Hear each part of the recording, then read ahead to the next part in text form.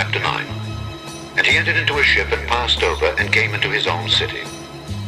And behold, they brought a man sick of the palsy, lying on a bed. And Jesus, seeing their faith, said unto the sick of the palsy, Son, be of good cheer, thy sins be forgiven thee. And behold, certain of the scribes said within themselves, This man blasphemeth. And Jesus, knowing their thoughts, said, Wherefore think ye evil in your hearts? For whether is easier, to say, Thy sins be forgiven thee, or to say, Arise and walk? But that ye may know that the Son of Man hath power on earth to forgive sins.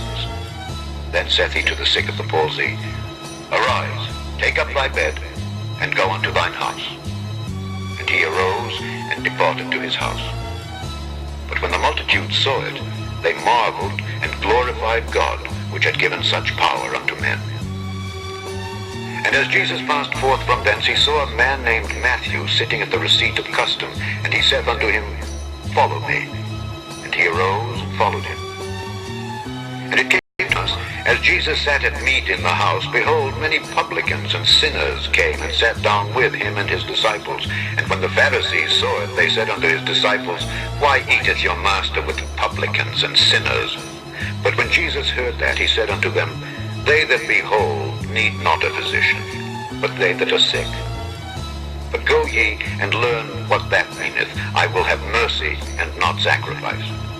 For I am not come to call the righteous, but sinners to repentance.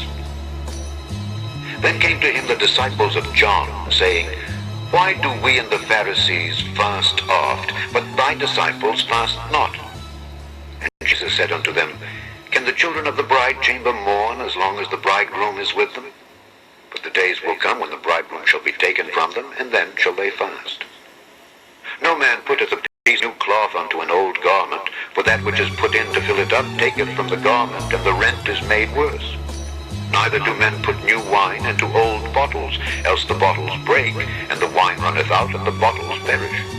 But they put new wine into new bottles, and both are preserved.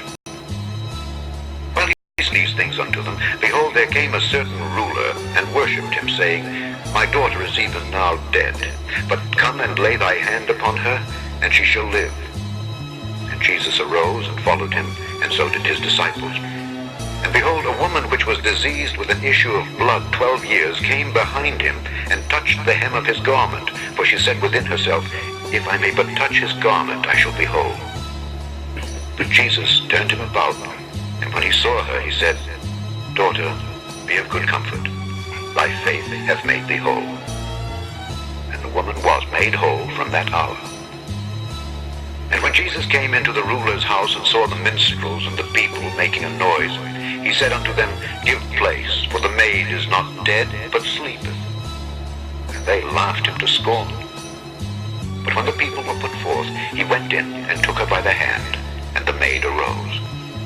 And the fame hereof went abroad into all that land. And when Jesus departed thence, 2 blind men followed him, crying and saying, Thou Son of David, have mercy on us. And when he was come into the house, the blind men came to him, and Jesus said unto them, Believe ye that I am able to do this? They said unto him, Yea, Lord. Then touched he their eyes, saying, According to your faith be it unto you. And their eyes were opened. And Jesus straitly charged them, saying, See that no man know it. But they, when they were departed, spread abroad his fame in all that country.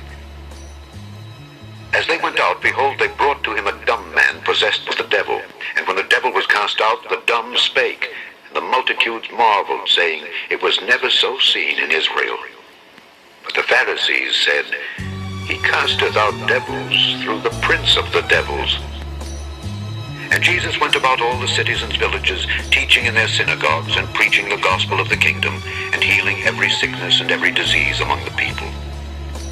But when he saw the multitudes, he was moved with compassion on them, because they fainted and were scattered abroad as sheep having no shepherd. Then saith he unto his disciples, The harvest truly is plenteous, but the laborers are few. Pray ye therefore the Lord of the harvest, that he will send forth laborers into his harvest.